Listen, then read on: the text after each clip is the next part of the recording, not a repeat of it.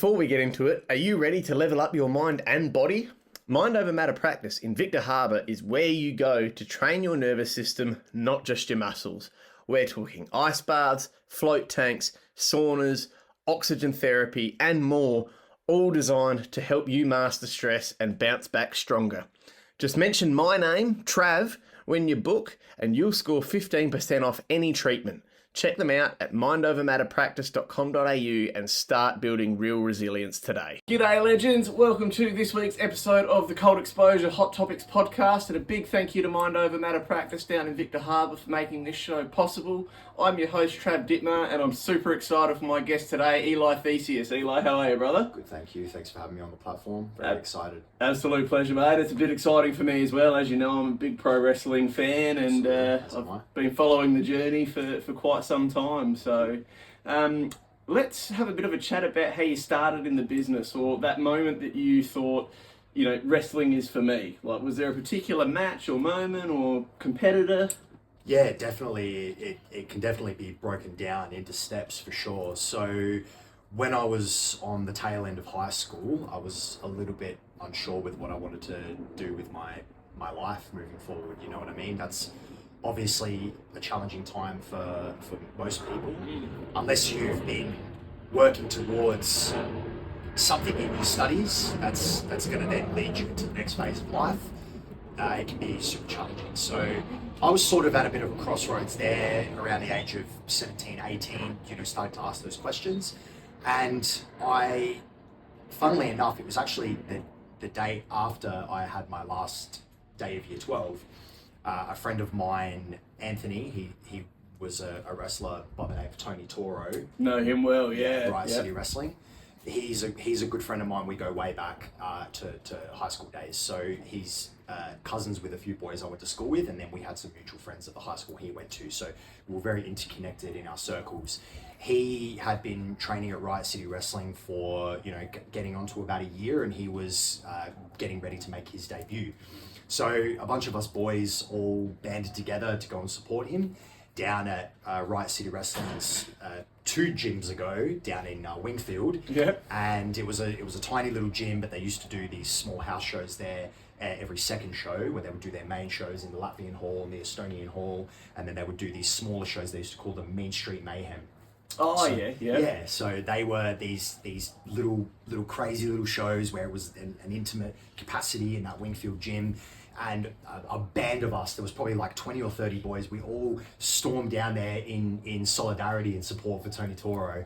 And I just remember walking in and just kind of looking around going, I was aware of Riot City Wrestling, being a wrestling fan, a lifelong wrestling fan. I always knew that they were around, but I hadn't ever really been to a show. So I was sort of like, I didn't realize that this was a thing in South Australia, as many people don't. It's quite an underground scene, even to this day. So I went along to that show, and I just watched these guys, executing everything from such a close proximity, and hearing how loud the ring was. And I just remember being like blown away by it and going, I can't believe that this is something that you can actually do here. Like, I'd heard Anthony talk about, starting his training and all that sort of stuff. So after the show, I inquired. I said, how do I join? Like, what's the process? And at that time, they were doing tryouts every 6 months. So they would do one earlier in the year and then one later in the year. So I had just missed their most recent intake.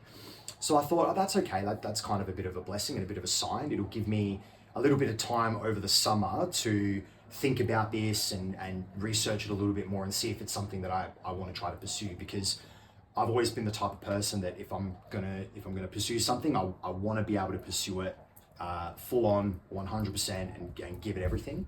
And I've often found in life that I sometimes do that with too many things at once, and I spread myself too thin, and then I end up having to stop doing stuff because I want to be able to give it my all, and unfortunately, you can only do so much.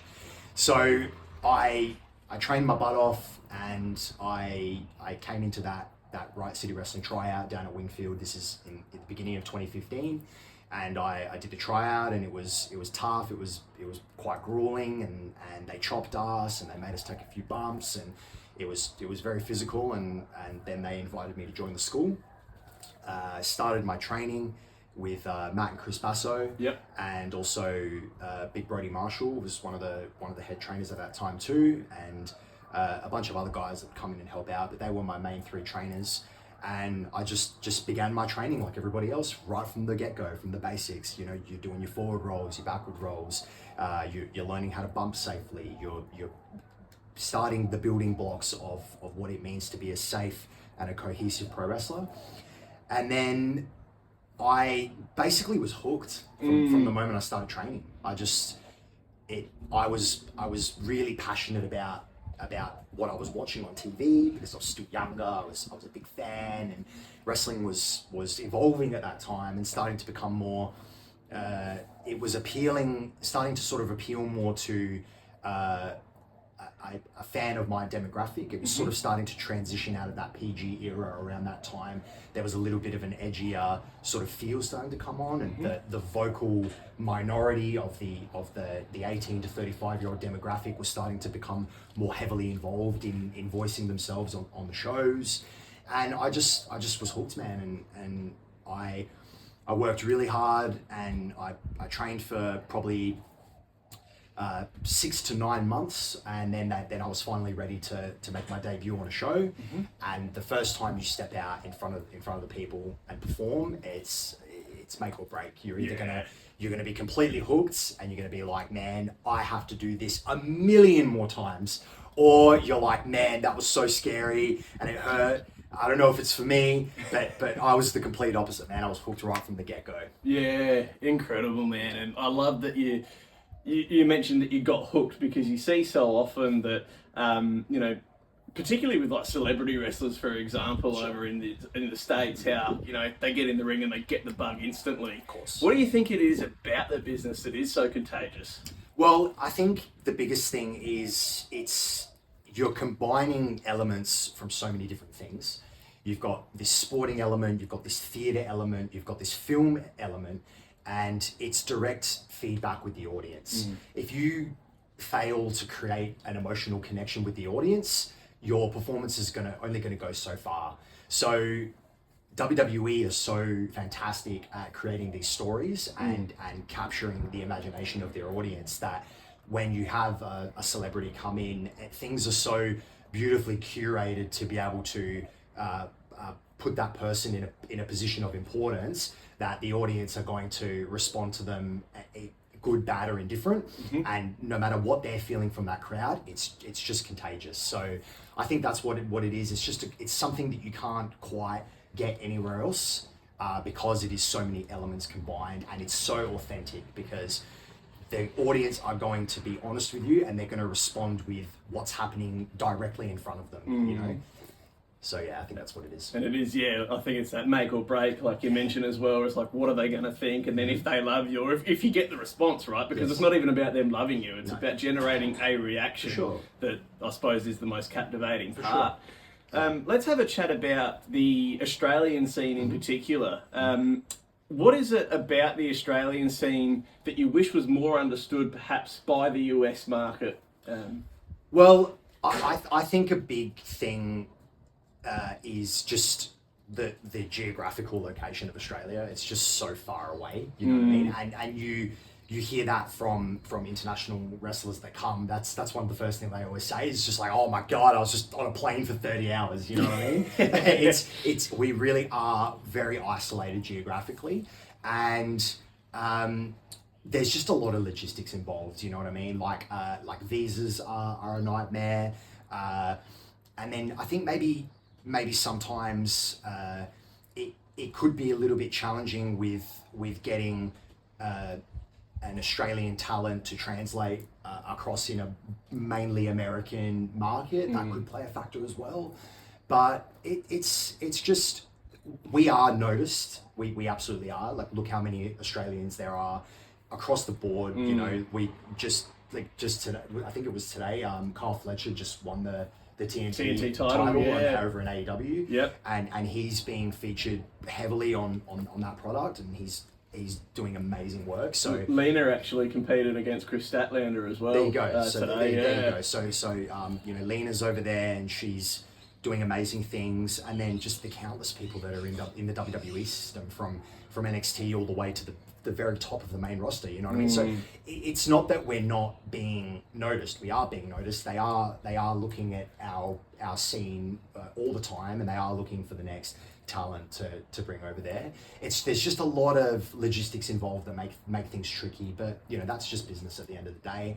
And I believe that no matter what, the cream always rises to the top, you know what I mean? So if you have something to offer and you're prepared, eventually your that preparation will meet opportunity, and then that will amount to success. So yeah, for sure. And it's good that we are getting so many more eyes on the product here in Australia, because like you say, there are a lot of different opportunities for people to head overseas and to compete. Yeah.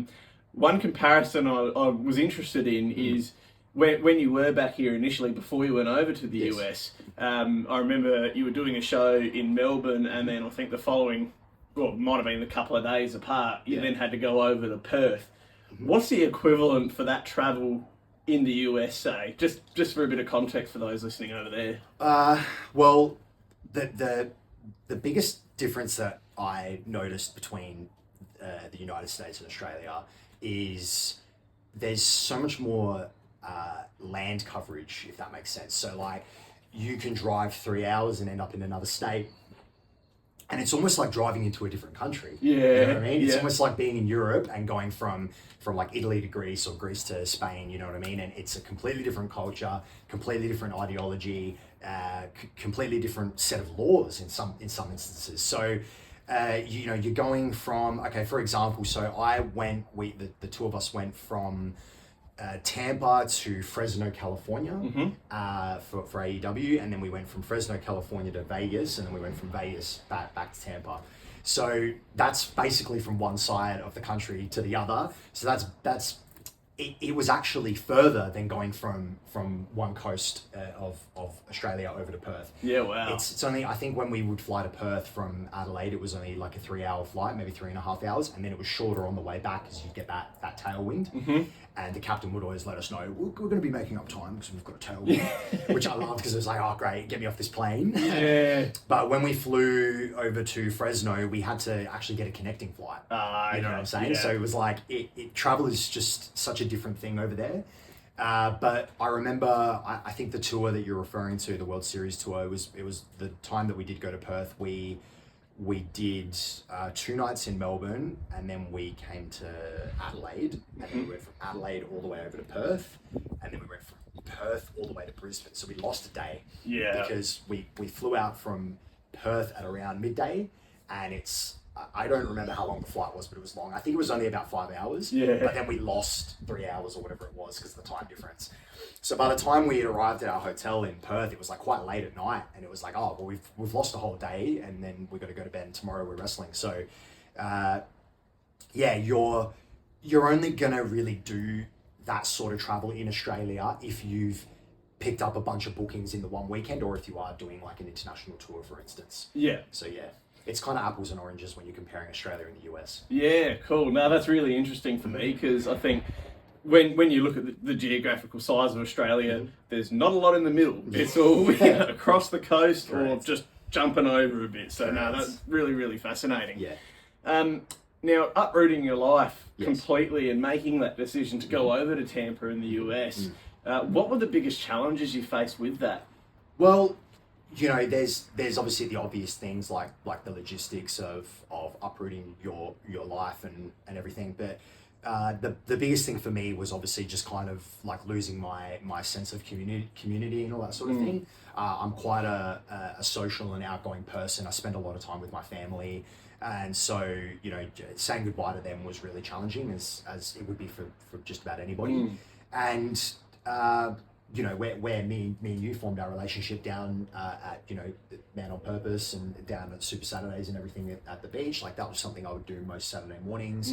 And the job that I was doing, making coffees down on Guja Street, that I was quite a big part of that community there. I had a lot of regular customers and all that sort of thing. So just sort of upping and leaving that and being in a foreign place and only knowing a handful of people in that area for a start, and just having to kind of start all over again, that was super challenging.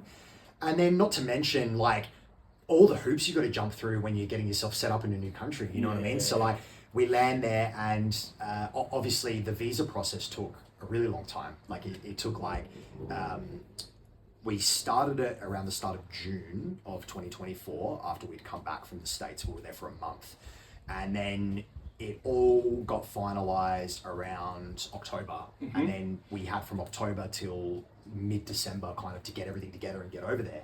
So it was a pretty long process, but then once it was set up, it was like, bang, we got to go. So uprooting here, getting over there, and then it was the hoops, you know. So you got to get your social security number before you can open up a bank account.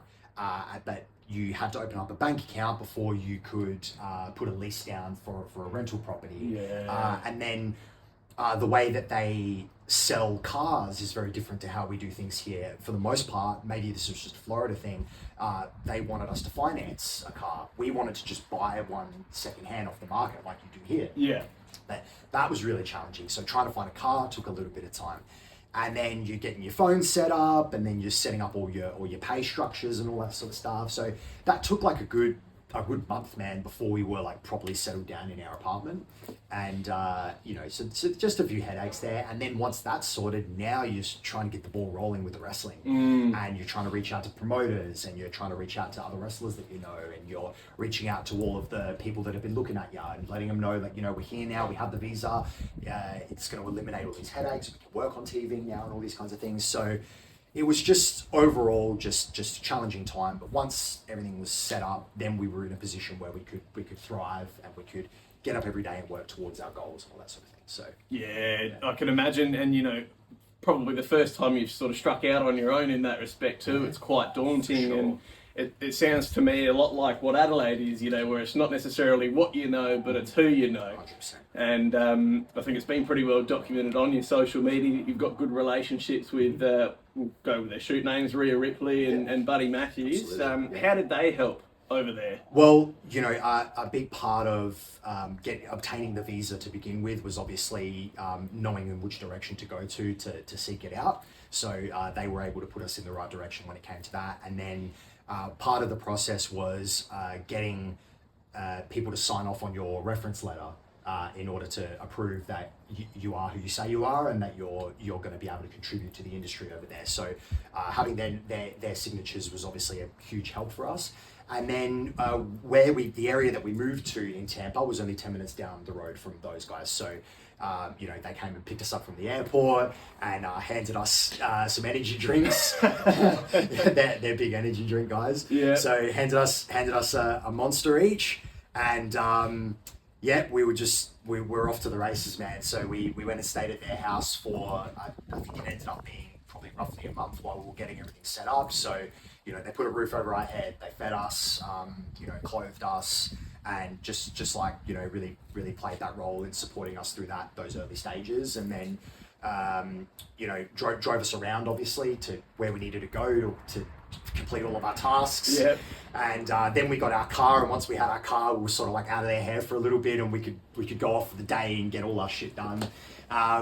So yeah, and then once all of those logistics were settled, you know, they were like our support system, you know what I mean? Like they were the only other Aussies that we had in that proximity.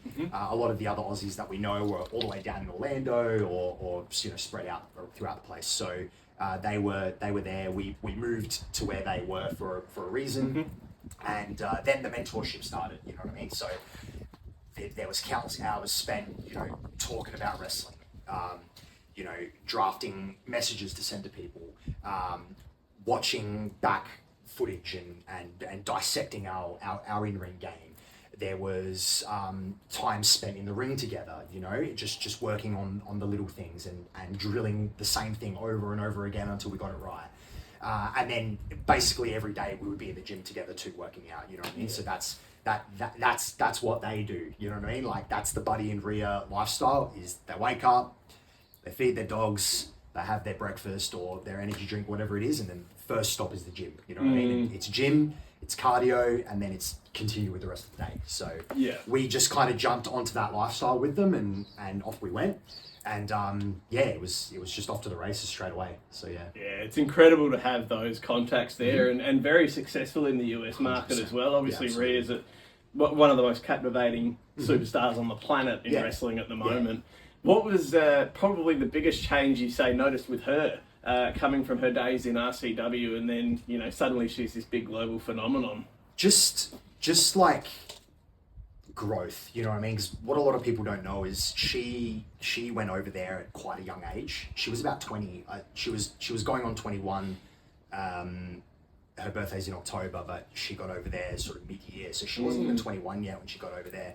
And you look back on her initial exposure in the Mae Young Classic, and she was still that Demi Bennett character with the blonde hair and no tattoos and very few piercings and all that sort of stuff, and she was still sort of finding herself. So I think through having to make that transition over there, and leaving everything and leaving your family at such a young age and being so vulnerable, that sort of forced her to have to grow at a much more rapid rate. But I think it's given her a lot of perspective on just what it takes to kind of make it in that business. You know what I mean? She's traveled down a road that few have. You know what I mean? Like that's what a lot of people in the business over in the States can't particularly fathom is when you're an Australian and you're coming over there, you're leaving everything behind and you're going all the way to the other side of the world, and you're acclimating to a new place and a new culture and having to find your way around. And for her to have to do that at the age that she did and navigate her way through that system, through that WWE system, would have been really hard. So absolutely, she's busted her ass and she's earned everything that she has now. And in my opinion, I believe that even already, while she's in her prime, I think she's the greatest women's wrestler of all time. That's my opinion. It's probably a little bit biased, but I think she's achieved enough, and she's developed a good enough of an overall package to warrant that. 100%. So that's my opinion. Yeah, and I'd have to echo that. I mean, there was only a match between herself and Io Sky recently, which I think that was on Evolution, actually. And I've had multiple mates of mine to say, look, that was match of the year already. Dude, like the if you just look at the last three, when she was heading out to Vegas for this most recent WrestleMania. Yeah, even that match too. I picked her up at like 4:00 in the morning to drive her to the airport. And we were just driving, it was nighttime still, and we're just driving down the highway, and I'm just going, you're about to be in your, she was on 36, 37, 38, 39, 40, 41. She's about to be on her 6th WrestleMania in a row. That's crazy. And I'm like, you're about to be on your 6th in a row. And like, I just know that this match is going to be unbelievable. Like, and the last three in particular, so the triple threat with Io and Bianca, the Becky opener of night one, and then obviously the Charlotte match the year before, those three matches are just like, they're all timers. You know what I mean? Yeah. And this is before the most recent one had actually occurred. So I'm just like talking about it, like, what, how do you feel? Like, has it just become kind of normal now? Like, this is just like a yearly thing, like Christmas. Like, yeah, we're just getting ready for WrestleMania. You know what I mean? But yeah, like that. I was actually in attendance for night 2. Yeah. And that opened the show, that triple threat, and the electricity in the building. You could feel it through the camera. You know what I mean? Like watching it at home, because I watched it back afterwards. But actually being there, that match was just unbelievable. We were sitting there going, that's the greatest women's match of all time. Yeah. Like, hands down. And then to follow it with this one on Evolution with Io, they've just got chemistry, you know what I mean? But she always finds a way. She seems to be the common denominator in all of these matches. She just has this thing that's kind of, it's not tangible. It's just, it's there. It's this aura. And yeah, she's just incredible. Yeah. The best ever. Fantastic. And, I think it is so inspiring to watch people, especially from South Australia, going over there and being so successful. And I mean, we could talk about Rhea to death, We could talk about Bronson as well. I had Raw on yesterday, and like, obviously Seth's gone down at the moment, unfortunately, and they've just like Jermaine and Bron Breakker have just like they've just taken the reins. Like they've just gone, you know what, man? Like we're just doing this now. You know what I mean? And he's just got this presence and this intensity that's just incredible. But So he he's doing took amazing Roman's things too. shoes off of him, man. Yeah, come on, man. How do you get noticed, eh? Yeah, can't be taking a man's shoes. No. Yeah. I saw something that said, let's make a wall of pain like thing, but just with the wrestler's shoes that he takes, and I think that'd be great. Yeah, for sure. And of course, like Zarya over there, or Delta, she's doing well in NXT. Sure. She's killing it. But let's get back to you, man. That's cool. I think that's what we're here for, aren't we? Yeah, 100%. Yeah. And I still remember, I think it was only a few months in to you being over in the US, and just I think I still had the Ugg boots on and the first coffee of the day, and there you are on AEW Dynamite up against like Katsuyori Shibata, Samoa Joe, and Hook. Like, what was that feeling like walking out to Dynamite, knowing you're being viewed around the world now? Yeah, it was honestly an unbelievable experience, and live TV happens very fast. It really does. 1 minute you're in the capacity that I was there in.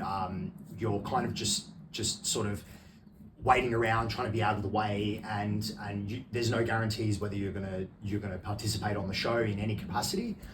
And then somebody came up to us in catering a couple of hours before the show and just said, "You're on tonight. You're in a trios with those boys." And I was like, "Oh, all right, let's do it. I'm ready." You know what I mean? So and then it was basically just go get your gear on. Someone will come and get you.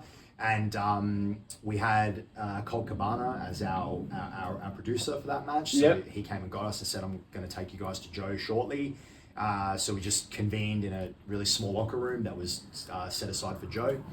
And the whole thing just came together really quickly, and it was very straightforward. It was when you're doing those enhancement matches, it's pretty straightforward. You're there to make the other guys shine, and your appearance on the show is the thing that you've got to take advantage of after the fact. So it all came together very quickly, and then the energy waiting behind the curtain, getting ready to go out there.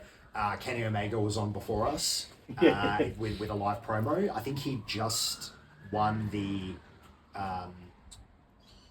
one of the championships, the international title. Yeah. I think he just won the international title, or he was getting ready to fight for it. But he came out to all this pyro, and like when you're behind the curtain, the pyro is so much louder than out in the arena, because I guess it's like coming backwards. Yeah. So they give you a warning to block your ears, and then it's just like bombs are going off. You know what I mean? So that gave me this extra rush, and then it's all very segmented. So like it's like, okay, Kenny's going to finish his promo. He's going to be making his way back down the aisle. While that's happening, you guys will come with the referee through the audience, through the barricade, and then straight into the ring. And then you'll hear the announcer basically give you your cue. That's when the camera's going to be on you, and then you've got your moment to do what you do. You know what I mean? So that's where you saw us hitting our pose. Vinny Pacifico was there as well, doing his thing, and then ding, ding, ding, and it's me starting out with Samoa Joe, and the atmosphere in the building compared to, I guess, the way that it's edited on the screen, it felt like I was it was like me, like Hogan and Rock at WrestleMania for me. You know what I mean? So like I'm there. I've got more intensity than I've ever had before in my life. I've come in there with the biggest lockup, and then it was short-lived, man. Basically a TKO, you know what I mean? Yeah. I got one elbow up on him in the corner, and I thought I gotta go here, hit the ropes. Next thing I know, I'm flat on my back. You know what I mean? Took my head off. So it was a short-lived experience for me, and then Gabriel came in to try to take on Hook, and then he was out for the count very shortly after, and then poor Vinny Pacifico was in there last with Shibata, and the rest was history. Yeah. So, but the electricity, the atmosphere in that building, and just knowing that finally we made it to that platform to be viewed around the world and show our body of work and see where we could take it from there, it was an unbelievable experience. Absolutely. And I think I shared it to my story that day. Like, I was just so excited for you, man. Like, let's be real. Life isn't getting any easier. If you're feeling burnt out, overwhelmed, or just stuck, it's time to rebuild from the ground up. Mind Over Matter Practice in Victor Harbor is a recovery and resilience studio helping people like you train their response to stress using proven and powerful methods. From cryotherapy and float tanks to hyperbaric oxygen therapy, neuro-optimal brain training, and private infrared or steam sauna sessions, they're not offering fluff. They're offering tools that work. And if you're listening to this, you get 15% off. Just mention my name, Trav, when you book. Go to mindovermatterpractice.com.au and take yourself seriously. No one else can do this for you. It was awesome. And it just being able to rub shoulders with guys like that, Yeah, you for know. sure. Was there some mentorship behind the scenes as well from maybe like a Samoa Joe or just anyone else in the locker room that? No, not particularly. When you're there in that capacity, your prerogative is sort of just to be out of sight, out of mind kind of thing. And I like to follow the protocol. So. Yep. Just after the fact, just good job, thank you, and all that sort of thing. There wasn't really anything given. That's kind of just another night at the office for those guys. So you know that was basically it. But then obviously we talked about everything with Buddy and Rhea after the fact and sort of dissected it and thought about where we could go from here. But yeah, on the actual night, it was pretty much just in, out, and then onto the next thing. So yeah. But man, you know, it was hard to sleep that night, as you can imagine. Absolutely, yeah. You've just been thinking, what's next, what's happening, and where did that take you then after that opportunity? So then we went to Las Vegas for the collision taping on Saturday. Yep. So we flew over to Vegas from Fresno, and then that day was very similar. It was just a lot of kind of waiting, and then Serpentico came and found us actually, and he said, you guys are on tonight against Drilistico and Beast Mortar. It's going to be on the Ring of Honor tapings. So that was my first time wrestling two guys who didn't speak English. Mm-hmm. So that was a good experience, having to kind of speak wrestling with two guys and have like a producer there translating everything. And that all came together very quickly as well. And they filmed a bunch of stuff that night, and I don't believe that the match actually ended up making it on the taping, but we got to go out there again in front of the big audience on Ring of Honor taping in a big arena in Vegas, and yeah, just make some magic with those guys. Yeah. I actually wish that match could come out, because there was some really awesome moments in it, you know what I mean? Yeah. So that came next. Another appearance on Ring of Honor, another opportunity to wrestle some new guys and be in front of the the behind the scenes and get them to notice us and see what it is we can do. And then, you know, the way you got to be with these things, man, is you just you come in, you put your best foot forward, you control the controllable, and then you're back in the gym on Monday, and you just keep doing what you can to chip away at your goals. And then, you know, I've been seen 3 times at AEW now, so and they know who I am. They have my name on record, so it's just about continuing to build, and who knows what that could amount to in the future. Yeah, absolutely. And I love that very, you know, what's next mindset, because the second you get caught up in the hype or whatever and don't keep going, it's very easy to fall off, isn't it? For sure. It's such a competitive industry, and even at the highest level, your spots are never guaranteed. You know what I mean? There's always somebody that's coming up that's hungry, and I sort of compare it to like the UFC, for example. In the UFC, you're only as good as your last fight. As soon as you have a loss, everybody starts to question your place in the sport. You know what I mean? So there's always going to be this younger, hungrier, more ambitious guy that's coming up, breathing down your neck. And it's the same thing in wrestling. It's just about whether you get switched out and someone else gets switched in. You know what I mean? So you have to be on your game at all times. You have to keep on earning your spot. You have to keep on establishing your spot. And that was something that I really took pride in during my time in the Australian scene. Just knowing that, we made it to the top as far as tag teams were concerned. At one point, we had 5 championships at once on multiple different states in the country and on some of the biggest platforms that we have here in Australia. But all the guys I was wrestling during that period were all vying for my spot. You know what I mean? So I had to keep putting out the best content. I had to show up with the best presentation. I had to keep evolving my game, and I had to keep striving for the next step, which was to eventually get over to the States. And then obviously all of us are always chasing getting that contract. So that's where I'm at now, still striving towards a contract, still striving towards greatness. Yeah. And we control the controllable every day. Absolutely. I love that. Control the controllable. Absolutely. And you came back for a little while with World Series Wrestling, once you'd been over in the States for a bit. What was the homecoming like? Because, I mean, you know, we were several states across Australia with the World Series tour, and I believe you were playing a heel character in most of that. Yeah. You came back to Adelaide, and it was a bit hard for you to be a heel there. What was that like? I reckon you got the biggest pop of the night that night. That was special. Those World Series shows that we done post COVID with in Adelaide in particular. There was 3 or 4 in the McGarry Room, Adelaide Oval, and then we moved to the showgrounds in the Pavilion this year. All of those shows were just absolutely electric. You know what I mean? We'd been running as a tag team for so many years that we just earned that respect now. And no matter who's out there with us, it's going to be really, really challenging for them to get the crowd behind them over us. You know what I mean? So. That tour was electric. It was unbelievable. It was just coming off being on AEW and Ring of Honor, so a lot of the audience were aware of that, and they knew that we'd gone over there and we were starting to stake our claim in another country. So it was almost like they were extra behind us. You know what I mean? Some of the support we had at the meet and greets in every city was just really overwhelming, and you know, we were able to push a bunch of merch and you know, just really just get people to put our names out there, and. Yeah, like in basically everywhere except for Adelaide, we were really running with the heel thing. So, but sometimes it's just you're so known that it's really hard for the audience to want to boo you and to want to go against you. But they'll play along with whatever it is you're doing. So, you know, they eventually got around it and they gave us the responses that we were looking for, which was fun.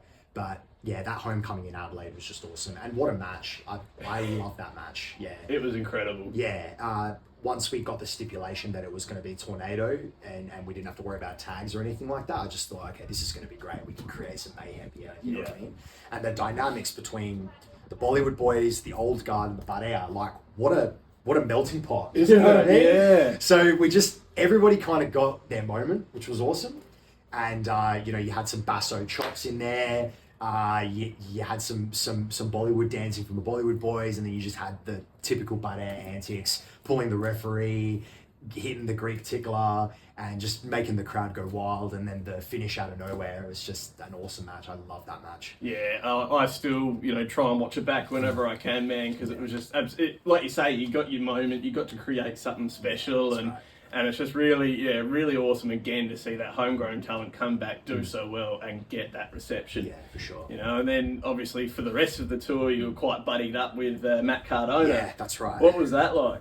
Well, you see, we formed this relationship with Mr. Cardona over the last couple of tours, and you know, there was a couple moments where he sort of pulled us aside and said, you know, I might need your help out there tonight. You know what I mean? Yeah. So if, you know, if I give you the signal, you know, you better get out there. So it all kind of started with a guy by the name of Sean Spears. Yes. This was back in 2023. You know, Sean Spears thought he had the match won and he was going to be retaining the World Series Wrestling title, but not if the Badair had something to say about it. So out we came, and we did our job and we helped Mr. Cardona retain his title, and then we put the boots to poor Sean Spears.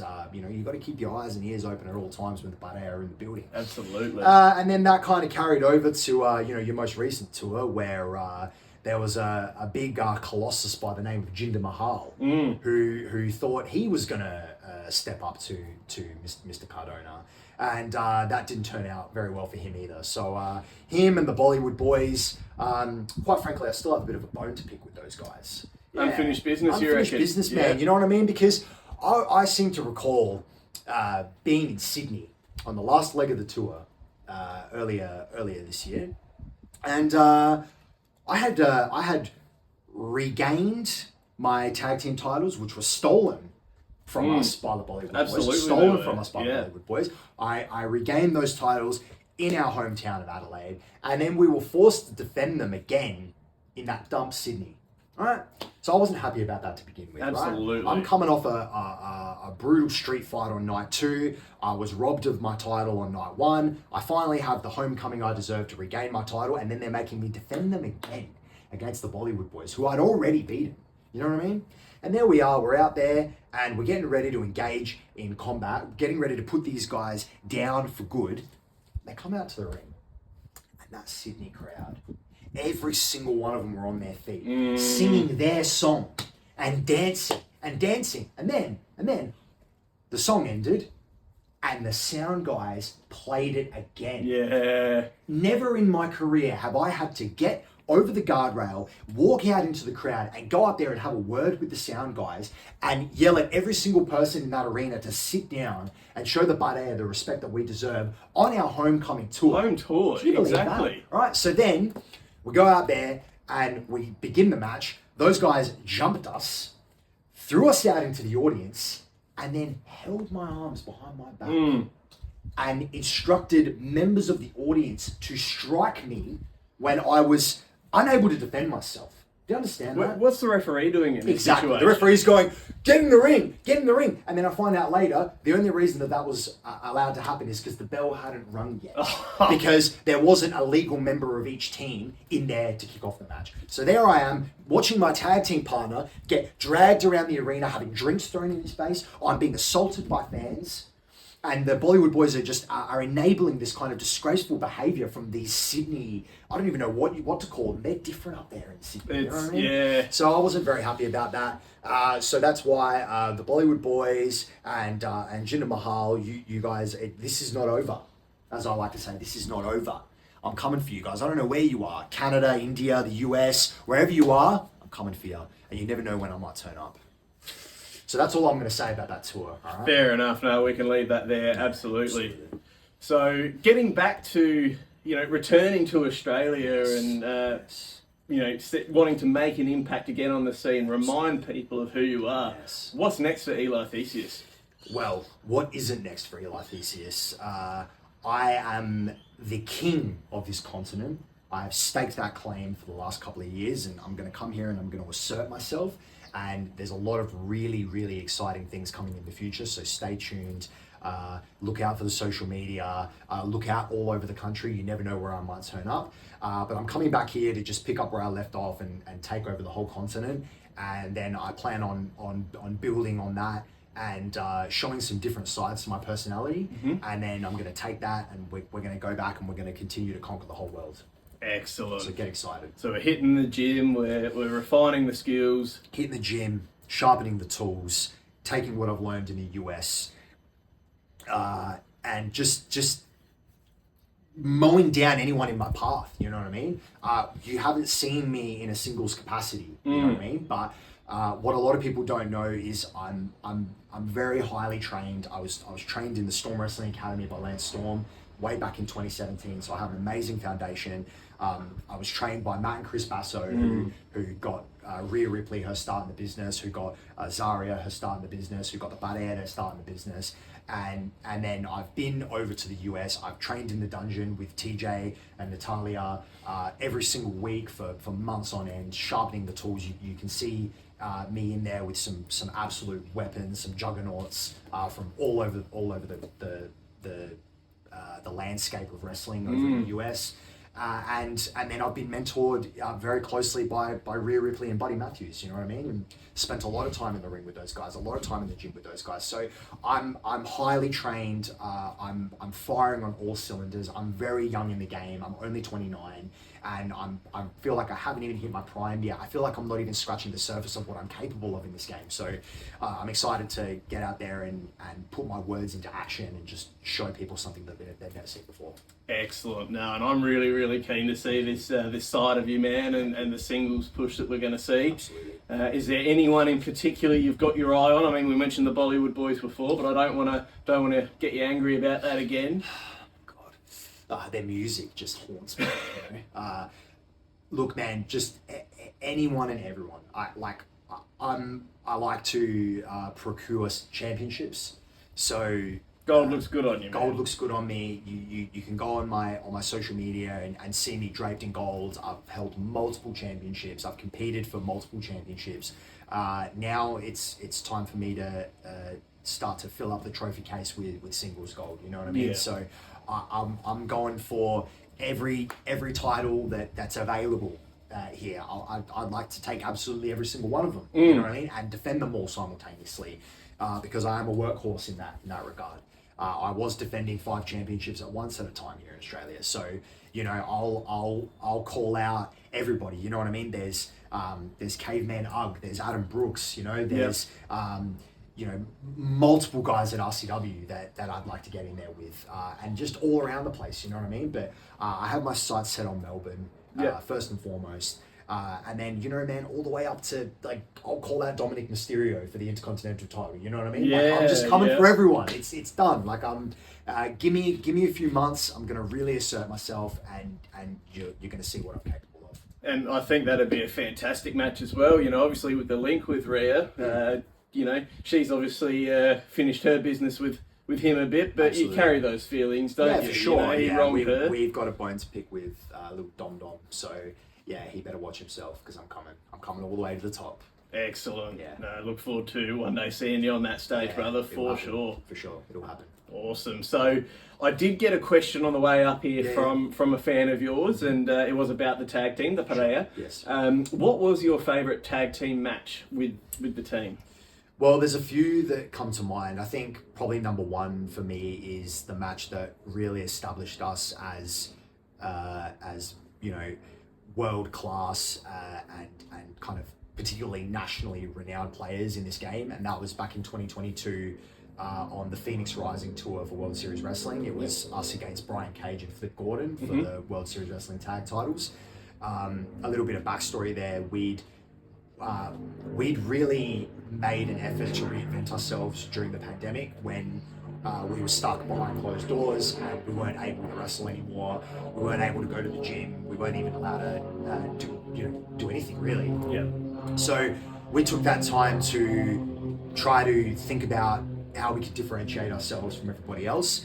And then, you know, coming out of that period, late 2020 through 2021, we really had started to work on our bodies, work on our craft, try to create content that was, you know, different from everybody else. And then we reached out to World Series Wrestling coming into that tour, and we said, look, we feel that we're worthy of this opportunity. We'd just love to just give us a chance to show what we can do. And we'd worked for World Series Wrestling in the years previously, so we already had a relationship with them. Yep. And they said, you know what, it's going to be you and them for the tag titles. And it's at Adelaide Oval, McGarry Room. It's the first big tour coming out of COVID. So go out there and show everybody what you can do. And after that match was when, you know, the phone started ringing. We started to branch out all over the place, and that really put us on the trajectory that got us to where we are now. So that's definitely my favorite match. That was the first of the massive Adelaide receptions, you know, on those World Series Wrestling shows, and it was electric that night. And we kind of pushed ourselves to the limit like we never have before, and those guys brought out the best in us, and they were blown away at the end of the night. They couldn't believe what we put together, you know. So it was incredible. Another one that sticks out is way back in 2018. It's there was a time where Riot City Wrestling were doing shows in the, I think now it's called Behind the Shoot Music Hall, but back then it was still HQ. Yep. And we'd started doing shows at HQ, and the first one we ever did there was just on another level as far as like the atmosphere, and just, it was the first time people were seeing production of that caliber on like a South Australian show. It really looked like a TV taping, because you had access to all of those amazing facilities that were already there. And our amazing production crew at Riot City Wrestling at the time just knocked that one out of the park. And we were PCW Tag Team Champions at the time, which is a promotion over in Melbourne. And we were defending those titles for the first time against Tag Team Gods and Monsters, which was Grim and Big Brody Marshall. Yeah. So that was just an awesome night. We killed it with those guys, and we got the win, and the place just absolutely erupted. And we were just at that time we were still really young. I was like 21 at the time, and just had no idea what was really ahead of me. I was still just like really enjoying wrestling as like a youth, and not thought I was taking it seriously, but in hindsight I wasn't taking it seriously like how I am now, where this is now my career. But it was just an amazing night. So that's another one that comes to mind. And yeah, there's countless. You can go through the archives. There's a playlist on YouTube on the World Series Wrestling account that just has a lot of the Butt Air's greatest matches. You can go through there and watch those. You can visit MCW's YouTube channel. There's amazing matches there. Not to mention Riot City Wrestling, just all the way back to 2016 when I debuted and when the Butt Air was first formed. You can go and enjoy those matches and all those old promos and just see the body of work we've created up until now. Yeah, awesome, and we'll definitely include some of those links in the show notes as well. The more matches people can see yours, the better, man. Thank you. I'm just getting a bit warm. I'll just take my jumper off for a sec. Well, maybe we should have done it inside. Oh my goodness! Who put that on? Oh, where did you get that? Oh, I reckon that was actually at a World Series Wrestling show. I reckon. Well, it looks really good on you. Accurate as well, really isn't it? good. Like these are actually photos that were They taken are. of you. Yeah. They are. Yeah, they were photos, and they put like a bit of a filter over the top, but the filter didn't take away from the mustard definition and the good looks and intensity in those faces. So, Absolutely, man. Yeah. And like, I was going to ask you, because it is such an inspiration to see a man with this sort of physique on some merchandise. How is the 8-pack going? Look, I just spent a month in Greece, and let's just say that I was doing a little bit of study on the intricate cuisine that you can find there, and just making sure that I tasted everything. Yep. So that I could give an educated and cultured analysis on the food that they have to offer in such a beautiful country where my heritage hails from. So we were doing a little bit of food tasting, and I sort of felt like I had to give my body a little bit of a rest from training, so there wasn't a lot of training going on. But one thing that I am really diligent at is just going all in and just jumping straight back into what I got to do. So the body hasn't taken too much of a hit, but I think I got some rest that was much needed, probably more so for the mind as well. And within the next week, I'll be right back where I was. So I'm educated on nutrition, I'm educated on training, I know how my body works, and I know exactly what it is I need to do to just kind of get the ball rolling back in all of that. So no doubt you will, brother. And I mean, it's disrespectful if you're not eating the food over there, isn't it? Absolutely. Why would you go there to not eat? Yeah, for sure. Like, what am I going to do? Say like, oh, sorry, I brought my chicken and rice in my Tupperware to dinner. Sorry, I'm dieting. You know what I mean? Like, that trip came up quite spontaneously, and it was very welcomed, and it was great to get over there and visit family members that I don't get to see very often, spend some time with my parents who were also traveling there at the time, and just really engage in the culture that I've been raised in. You know what I mean? I was able to go up to the village that my grandfather was born and raised in, and he was brave enough to leave when he was about 20 years old to come all the way over to Australia. I had no idea where they were going, when they didn't speak English, and they just knew they were going there to work and that there was going to be more opportunities for them. And just going up to that village and being able to look around at the scenery, and just having my wits about me on the drive up there, and just going like, how did they get out of here? You know what I mean? Like, how did they get out of here? How did they even go, we're going to take a donkey with all our stuff over to the next village, get on a bus, and then go down to the port and get on a ship and just go, we're going to the other side of the world, to this place called Australia. You know what I mean? It was just incredible. So I've always, like, part of the Butt Air has always been paying homage to our grandparents who made the sacrifice to move over here and start a new life. And then I've always felt that every generation should try to double up on what the previous generation did before them. So if they came here with nothing and had to work their asses off to have the bare minimum and create a life for themselves, then my parents, as the next generation, were able to then go to university and create more prosperity than the previous generation before them. So then for me, now that I've been put on this pedestal now, I can now go and achieve things that would never have been dreamed of from those previous generations. Hence why I'm on the trajectory that I'm on, pursuing pro wrestling, pursuing the entertainment industry, and just trying to do service to them and everything that they did before me. So yeah, it was an amazing experience and one that I'll cherish forever.